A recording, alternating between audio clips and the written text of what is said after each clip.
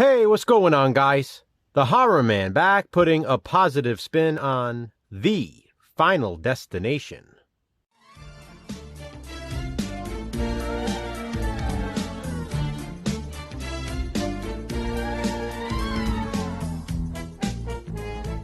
The Final Destination, also known as The Final Destination 3D, is actually Final Destination 4.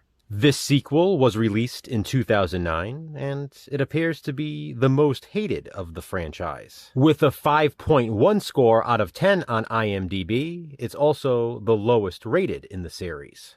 Honestly, I love all of the Final Destination movies, including The Final Destination. For me personally, it's not my least favorite in the franchise, and I have plenty of positives.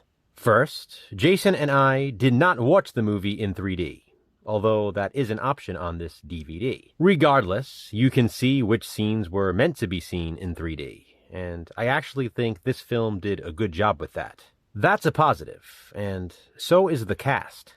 This one stars Bobby Campo as Nick, the main protagonist.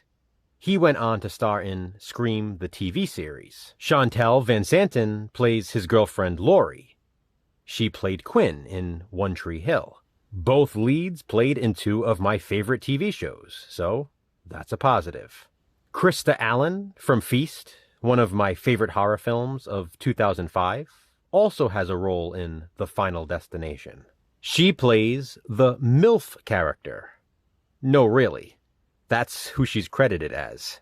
The opening scenes in any of the Final Destination films would be positives, and this is no exception. The big massacre in this sequel is set at the racetrack.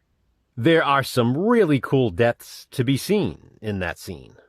In fact, all of the deaths in these movies could be considered positives, and that's definitely the case with The Final Destination. It's so much fun watching these movies and waiting to see what the next death will be. Final Destination is literally a slasher series in which death is the killer.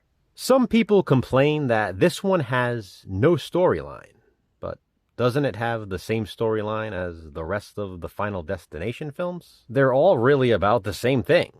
The main character has premonitions about who will die next, and they all try to avoid their inevitable fate.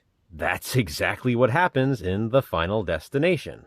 This one also has the shortest runtime in the franchise, at approximately 83 minutes, although the closing credits start somewhere around the hour and 16-minute mark. That's probably why The Final Destination feels as though it is the fastest paced.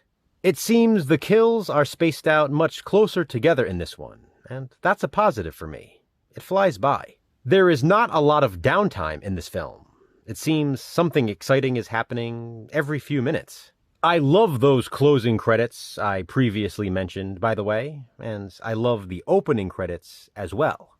The opening credits specifically feature deaths from the previous Final Destination movies. It's a very cleverly written movie, as are the others in the series. That's a positive. I love that the climax of The Final Destination is set in a mall and a movie theater within the mall. Fans of this one will most likely remember the escalator scene. It's the greatest fear of mall rats come to life. There is nudity in The Final Destination, so that's a positive. And one last positive I'd like to mention is the fact that The Final Destination gives a clue about Final Destination 5, but I won't spoil it in case you haven't seen that. In fact, it gives more than one, but a significant clue is right in front of our faces the entire time. I really do like this franchise, and it would be tough for me to decide which is my least favorite of the films, but for most, it's this one. But not for me. But you don't have to agree. This is just my positive spin. Be sure to check out Jason's as well. To which hated movie will we next give a positive spin?